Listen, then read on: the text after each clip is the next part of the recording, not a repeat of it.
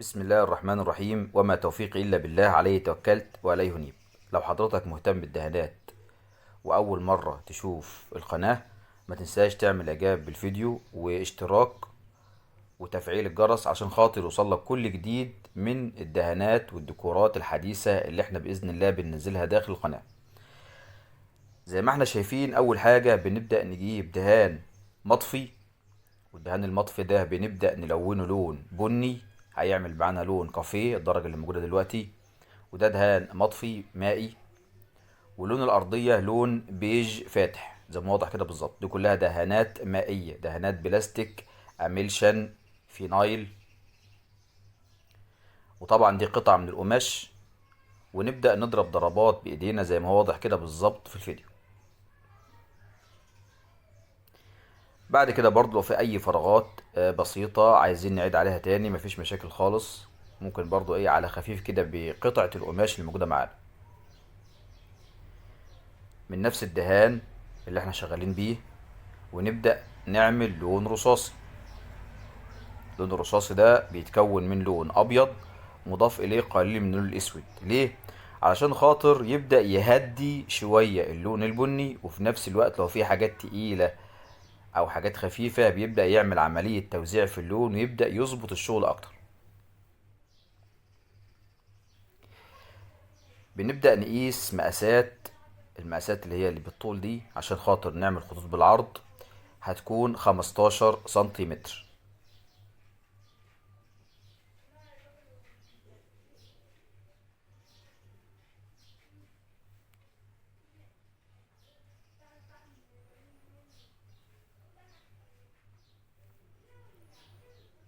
بعد كده هنبدأ نعمل مقاسات 30 سنتيمتر.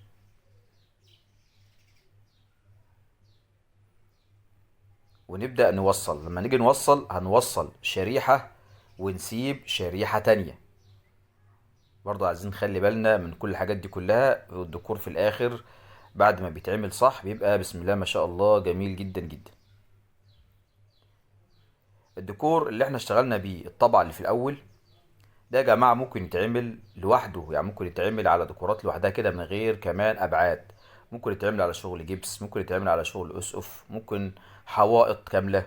بيبقى بسم الله ما شاء الله جميل جدا. ممكن كمان يتعمل بألوان تانية. وإن شاء الله مع بعض هنبدأ موجود داخل القناة فيديوهات فيها شغل طبعات، وبإذن الله برضه هنعمل طبعات تانية بألوان تانية للي يحب يشوف بإذن الله ويتابع معانا. فما تنساش تاخد جولة كده في القناة، إن شاء الله هتلاقي حاجات كتير حلوة هتعجبك.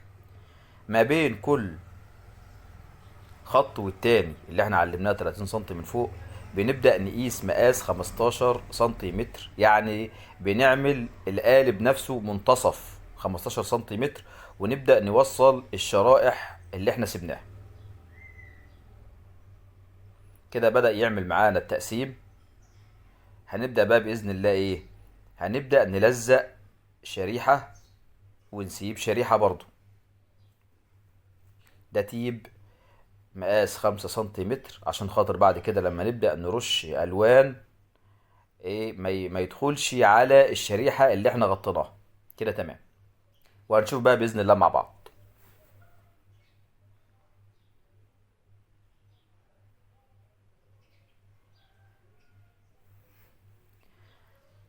دهان اسود، ونبدأ نعمل غبرة كده خفيفة.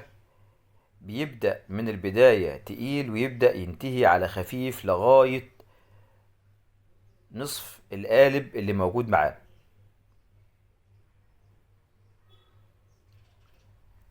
ده لون اسود او لون بني غامق. تمام. ونبدأ نشتغل بيه. طبعا ده دهان دوكو، ودهان الدوكو اللي هو المستخدم في طلاء السيارات اللي هو اسمه النيترو سيلولوز، الاسم العلمي بتاعه. وممكن كمان تشتغل بدهانات زيتية، ولكن الدوكو افضل. عايزين برضو نخلي بالنا من الحاجات دي كلها. ليه؟ الدوكو بتقدر ان انت تشتغل براحتك، تخلي حاجات تقيلة حاجات خفيفة. برضو الزيت نفس الوضع، ولكن بيعمل عملية طمس اسرع، فممكن يتعبك جامد. فالدوكو ان شاء الله هيكون اسهل شوية. تمام. بعد كده احنا هنبدأ نغطي الشريحة اللي احنا اشتغلنا بيها، ونبدأ نظهر الشريحة التانية. كده تمام. الشغل كله بقى هيبدأ يظهر ويبدأ تقسيم الشغل يبان من أول هنا بإذن الله. تمام. هنبدأ كده برضو التغبير لغاية نصف القالب، وبعد كده عايزين نخلي بالنا تغبيرة خفيفة جدا كده في المنتصف بحيث انها تعمل خط. كده تمام. على هذا الاساس بنبدأ نشتغل في الشريحة اللي موجودة معانا كلها.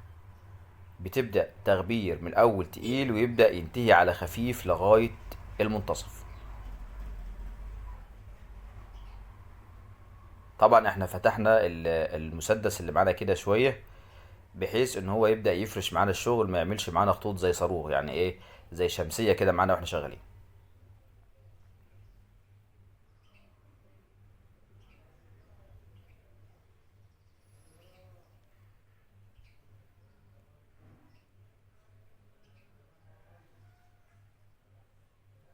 طبعا زي ما احنا شايفين يا جماعة بنرش رش خفيف، يعني برضو بنخلي التأثير الأرضية يبقى برضو لسه موجود معانا.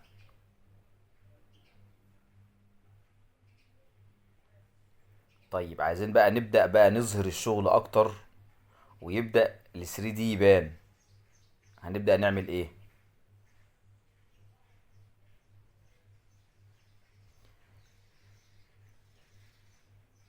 هنغطي من فوق كده الشريحة اللي احنا هنعمل بيها، هنعمل مثلث ظل. هنبدأ نقيس مقاس 7 سنتيمتر. تمام. في الشريحة اللي فيها خط في المنتصف، اللي احنا رشيناه ايه، فيها خط في المنتصف اللي هو واضح كده بالظبط. كده 7 سنتيمتر. كده تمام.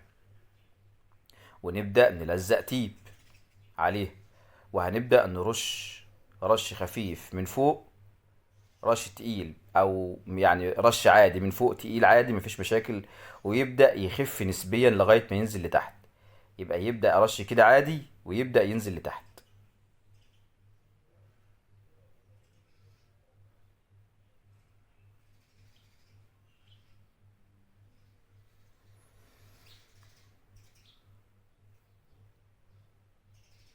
طبعا بنبدأ نقسم جميع الشرائح اللي موجودة دي. نبدأ بقى بإذن الله مع بعض نشيل التيب، يبدأ الشغل يبان بإذن الله مع بعض. حاجة يعني بسم الله ما شاء الله جميلة جدا جدا جدا. زي ما احنا شايفين الشغل بان بقى واضح. لو أول مرة تشوف القناة وحضرتك مهتم بالدهانات، ما تنساش تشترك في القناة وتفعل زر الجرس وتعمل إعجاب علشان خاطر يوصلك كل جديد احنا بنقدمه. برضو لو في أي استفسار نشوفه في التعليقات عشان خاطر نقدر نوضحه أكتر. ونشوفكم بإذن الله في فيديو جديد على خير، والسلام عليكم ورحمة الله وبركاته.